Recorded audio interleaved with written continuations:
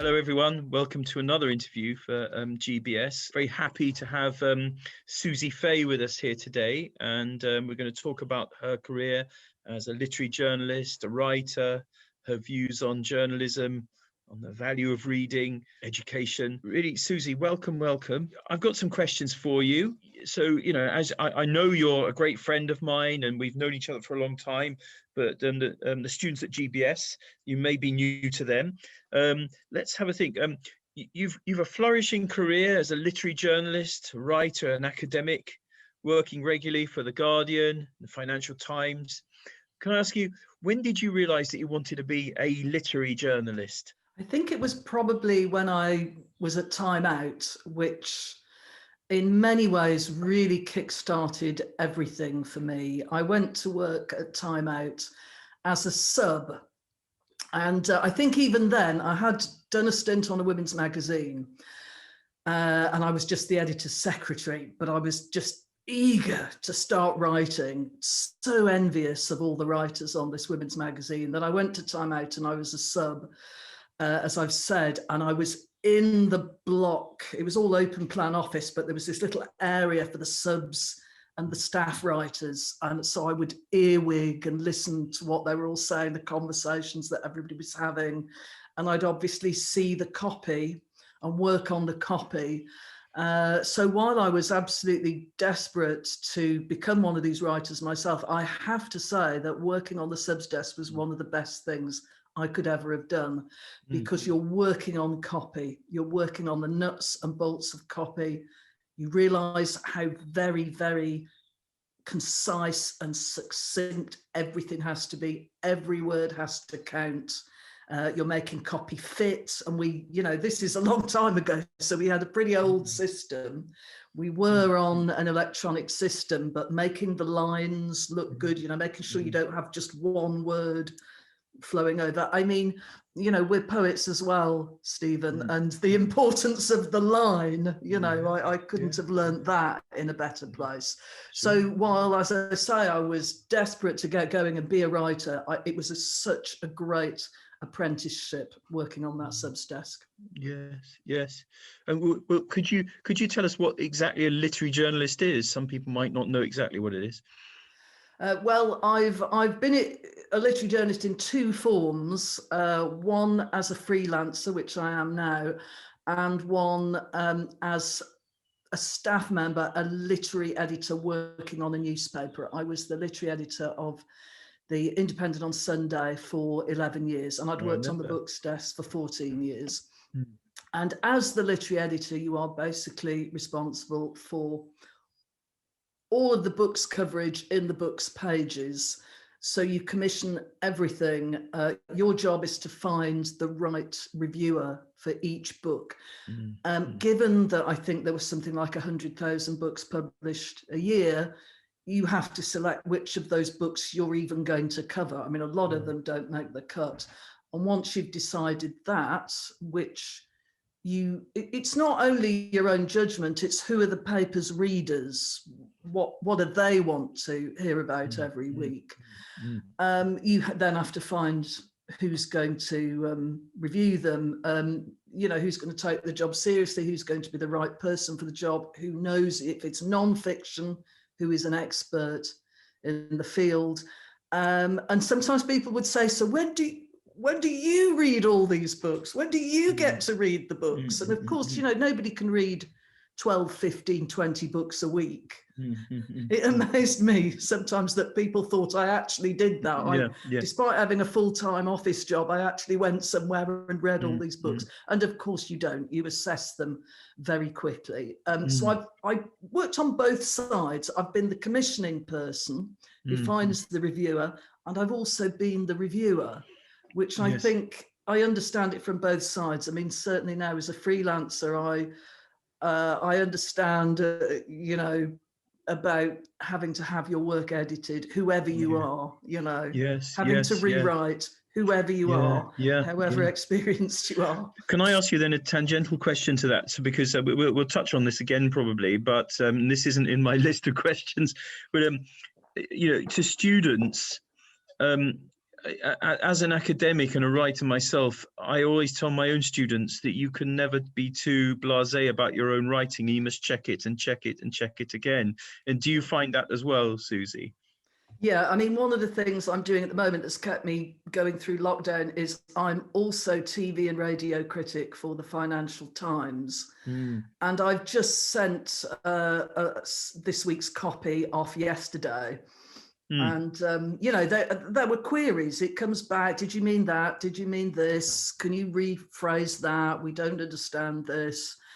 And I think last week I got the name of a character completely wrong in a drama. And you'll laugh at this, actually, Stephen. It was an Irish character, and I just decided to call him Aidan. No, really. I'd just given him a kind of generic Irish name. Yeah. And then the subs, see, I'm dealing with the subs, they got back and said, isn't he called, I think he was called Finn. Oh my word. So it wasn't even near Aidan then? It wasn't... no, I just picked a generic Irish name, I think. Yeah. And I think there's an interesting point here. When you're in writing mode, you are in a different mode to editing mode. Yes. At some stage, you have to come out of writing mode, where you'll just kind of go, oh, I think he's called Aidan. Typing away, like, whatever, I'll fix it later. You're in the flow. Editing, which everybody has to do, whether you're a poet or a journalist, you then look back. Yes. You kind of parts the curtains of creativity to try and see what the hell's going on. Yeah. But also, if you're writing a report or an essay, anything really, you need to check and edit it and make sure it's as good as it can be, don't you? Could you tell us about your own education experience of university and maybe how that set you up for your future career? Well, it really did. I'm one of the few people to have studied English literature for whom it ended up being entirely vocational and useful. Not this self-indulgent thing where you read Jane Austen and Shakespeare for 3 years.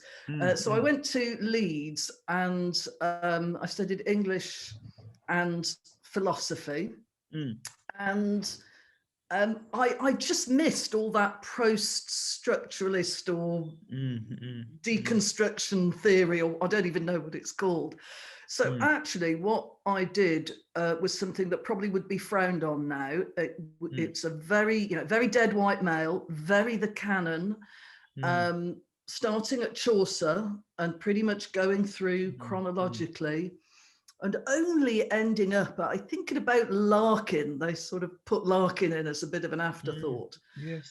But it ended up being great for being a literary editor because I knew all these periods. I really was very well read in English literature. And I sometimes think, looking at courses now and hearing people talk about courses, that literature seems to have become a sort of sociology. Yes. And there's nothing wrong with that, and things had to sort of move forward from where they were. But sometimes I think a course that has just the joy of literature would be a great thing, because we just did kind of practical criticism for 3 years. Yeah. That's probably very old-fashioned. Very old-fashioned. That was my experience as well. Yeah. Yes. And now there's none of it, And no, I saw the University of Leicester is going to do away with Chaucer and Beowulf and restructure their whole curriculum, really. Yes, exactly. And things do have to move on, and the canon definitely did have to be widened. Even then we had modules in what was called Commonwealth literature and things like that. So it did broaden out.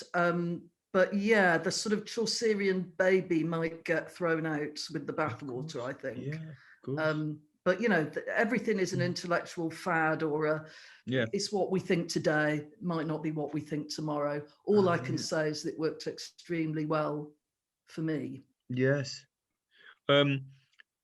You tell us about your role as an interviewer yourself, and you're a judge of competitions. Your experience of interviewing people is far exceeds mine, and also of judging competitions. And so I'm sure everyone will be pleased to hear about that. There's two sorts of interviews that I do. And the first one is the print interview, where you just go along armed with your questions.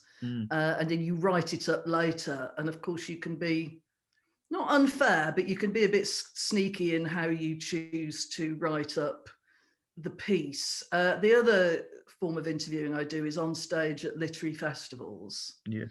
So you've really got to be on it and perform, and there aren't any second takes. And I have had some really difficult experiences with authors live, where something I've asked them has annoyed them, or they just didn't want to be there. Yeah, yeah. And then suddenly you're in front of 300 people and somebody's basically telling you you're an idiot. So that's quite interesting. But I also teach journalism, and with print interviews, one thing that I like to get across to the students is it really isn't about you. It isn't on stage either, but if you meet someone and you're interviewing them, your job is not for them to like you. No.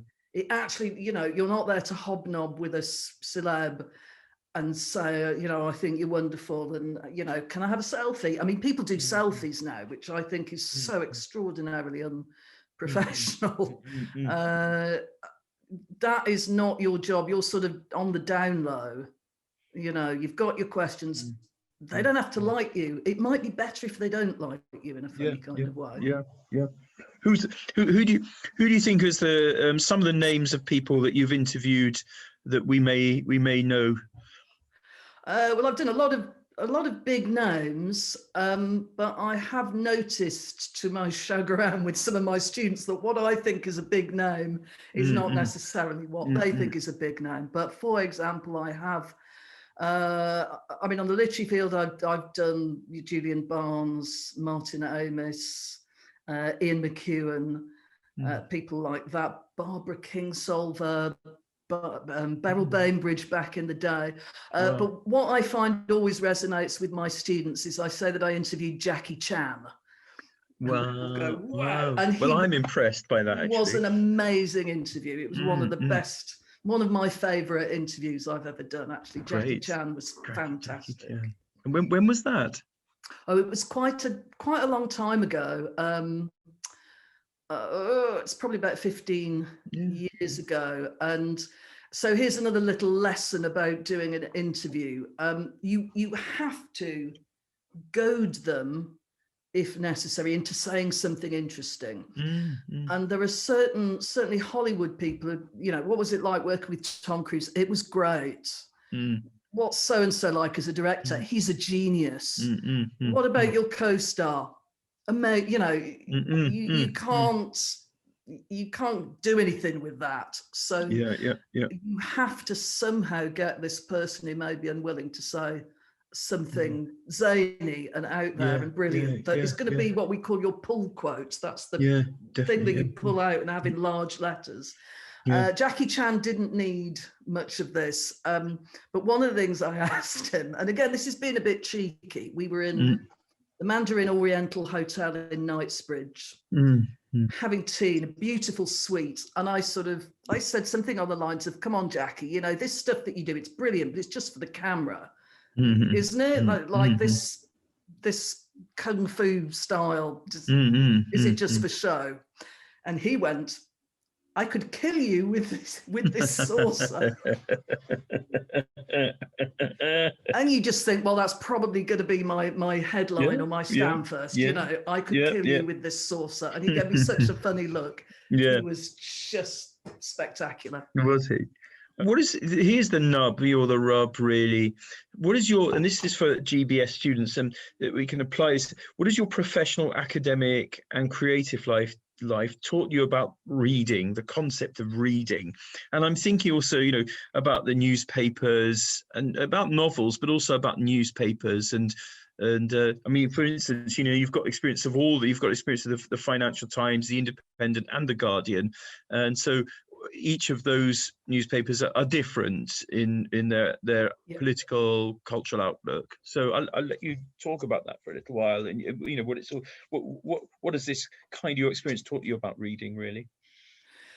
Well, if I could talk a little bit about journalism, I find that it's very sad to me. I mean, I'm a print journalist to the extent that I think I have printer's ink running in my veins.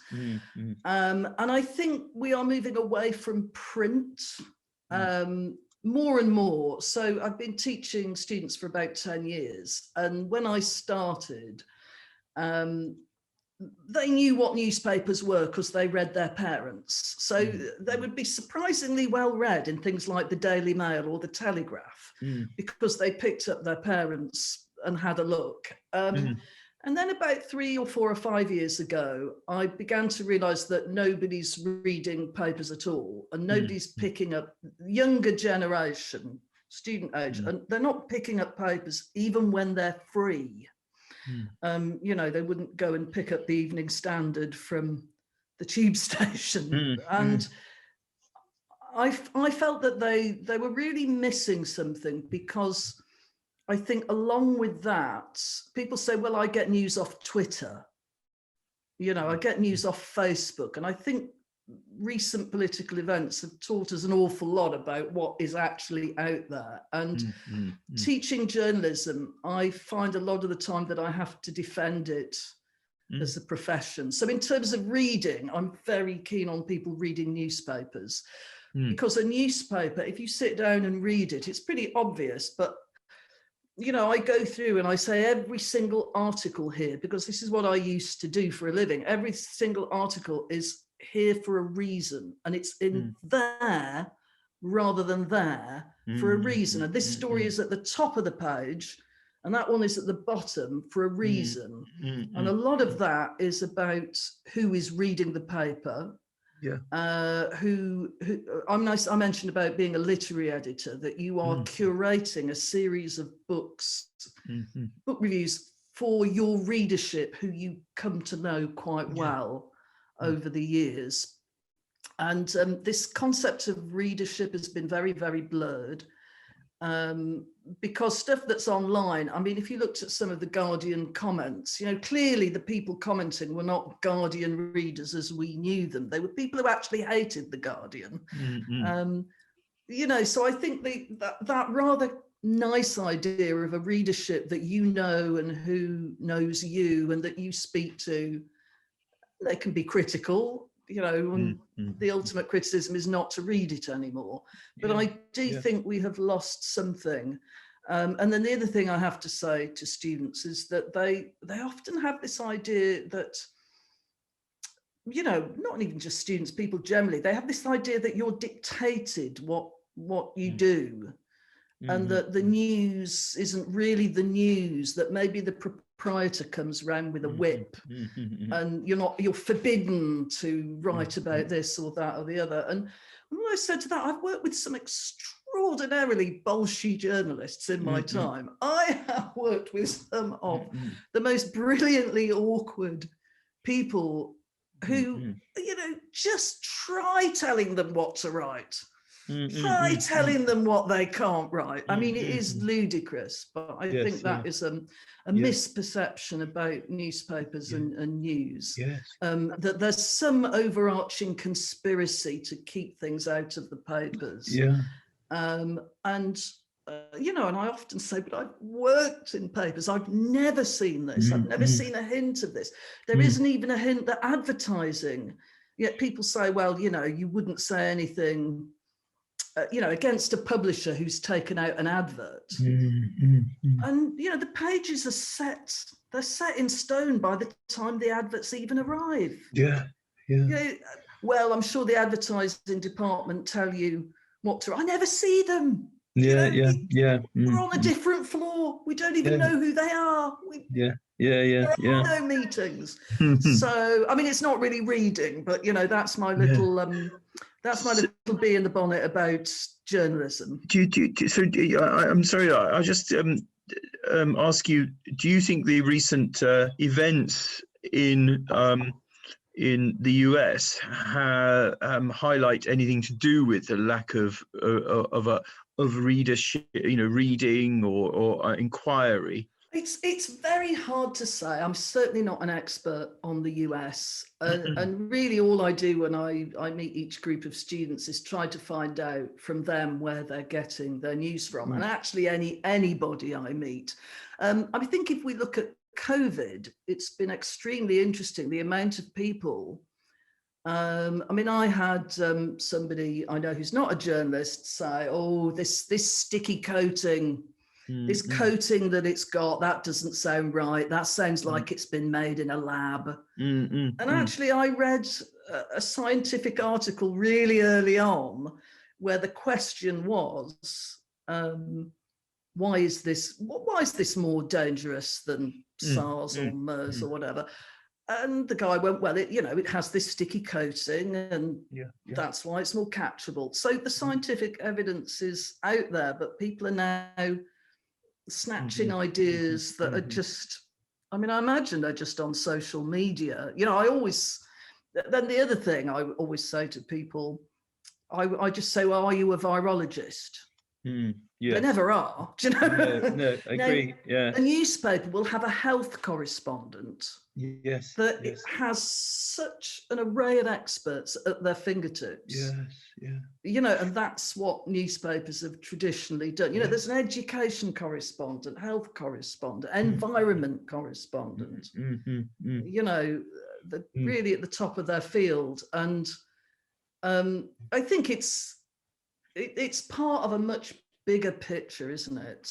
Where we get our news and what we choose to believe. And I'm still going in with stacks and stacks of newspapers, and the students just kind of leave them behind every lecture. Generally, I can't get them to carry them away. They don't have budgies, so they can't put them in the budgies coach.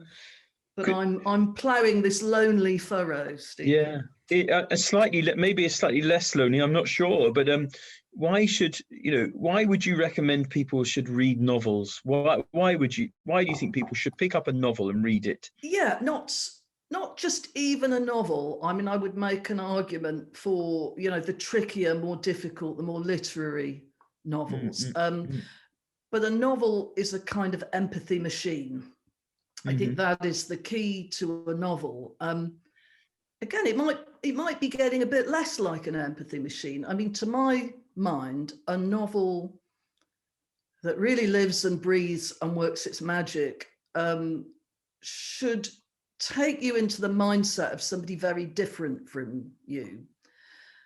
And I mean, I talk a lot to publishers and I talk a lot to agents, and I've got lots of writer friends, and one of the things that I hear a lot is novels that are being turned down because the lead character isn't likable. And so sometimes it's great, it's well written, great story, couldn't put it down. Could you make them more likable? And I would make a plea really for difficult protagonists and books that are not kind of pre-chewed in that sort of, they've got to be likable, nothing must be too out there. I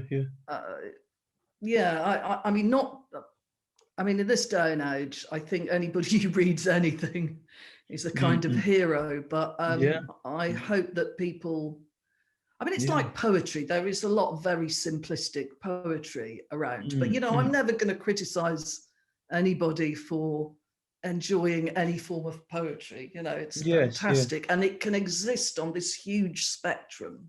Okay, I agree. Where at the one end you've got Ezra Pound or somebody really difficult, and then the other end you've got a greetings card. So as long as you're somewhere on that spectrum, but I would hope people sort of take those steps on and on and on into things that are a little bit more challenging and more difficult. And this empathy machine idea is important because if everybody's likable, then you like them. So big deal. Like you like people who are likable, but actually empathizing with somebody who is not likable.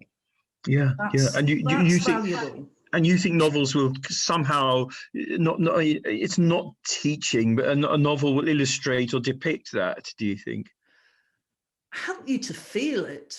Help you really. to feel it. You know, I mean, you can understand something intellectually, can't you? Yeah. I mean, if you look at somebody brilliant like Patricia Highsmith, you know, you're actually empathizing weirdly with very, very bad people. And sort of understanding how bad people might make the decisions that they make. Novels as a force for social change, I mean, that's extremely important now. Yes. And Yes. there are so many, you know, Monique Roffey, Trinidadian writers, just won the Costa with a wonderfully imaginative tale of a mermaid that is also deeply about colonialism and history. And you know, that novels as agents for social change, that's always been an important aspect of the novel as well, hasn't it? Well, then, can I also ask you then, what do you say to people who say, well, look, you know, I'm doing a job, I'm also doing a course, I don't really have time, I get home at night, and how am I supposed to then sit down and read a novel and digest it and get through it what would you say to people who feel like that? I might direct them towards the short story. Not quite as daunting. You know, there are brilliant short story writers out there. It's a form that really, as long as I've been involved in literature, I have heard that it is dying, that no one writes them anymore, no one reads them anymore, or publishes them. Yes, or publishes them, and yet weirdly they still appear. So I would definitely say the short story might be the form for you, and otherwise dive into the wonderful world of poetry. You know, even shorter, the new Even Boland collection, The Historians. I mean, you can read one of her poems in a minute, and then you can reread it however many times you wish, but you will get something out of it in that 1 minute. Definitely. I mean, one of the things is that people are spending a lot of time on social media. You know, you could spend a little bit less time doing that. You could carve out just a tiny bit of time for something that, you know, you're not attached to the internet with. Yeah, and your vocabulary will improve, your even your sense of punctuation and expression will improve. I mean, and that's a very kind of, I suppose, basic thing that you can imbibe through reading, can't you? Well, the wonderful thing about reading creative pieces is that the magic works even if you hate it. So if you read a poem that you kind of hate, you'll still know something about yourself. I mean, I have this idea, especially with great works of literature, is that they read you. That's great. I mean, you know, if you've got time to read Dante, that is a huge undertaking, but he reads you in the most... Or Milton reads you. Yes, yeah. He looks out at you and doesn't really like what he sees. So, you know, even if you find something difficult, maybe especially if you find something difficult, rebarbative.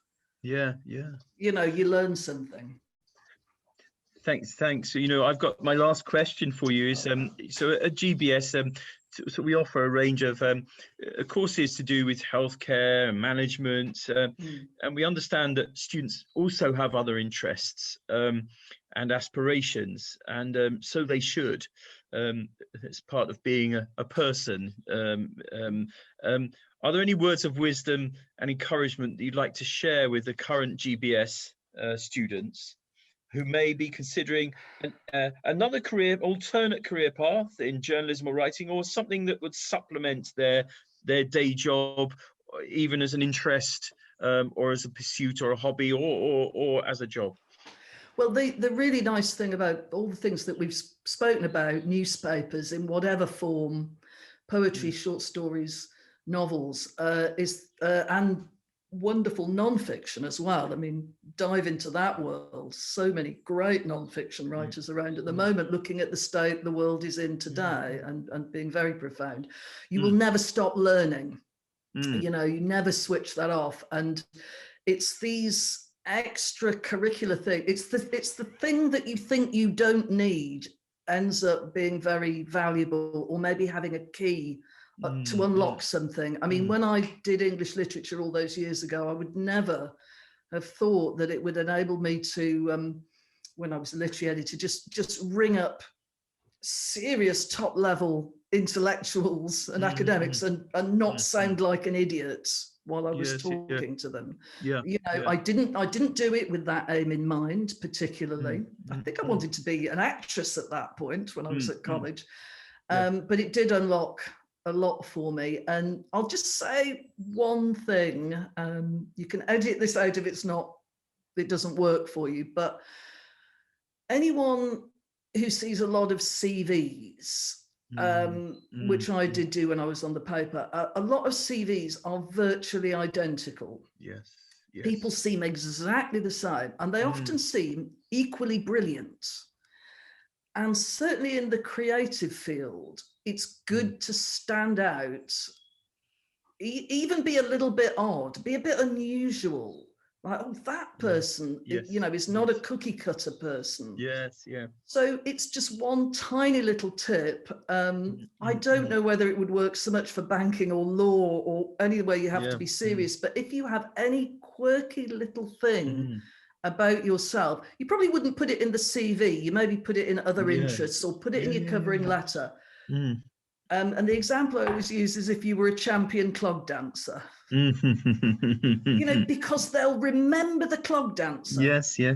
They might not remember your string of A's that everybody else has got anyway, but that clog dancer, it sounds like you have a hinterland. And the sense this is what we've been talking about, having a hinterland that your reading is going to give you.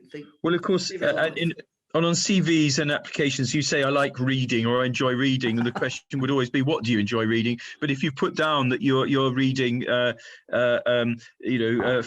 French novels from the 19th century, or you enjoy reading the Trinidadian fiction, you're giving an extra kind of an extra ingredient, and that will prick the ears up, so to speak, of the person who's looking at a CV, won't they?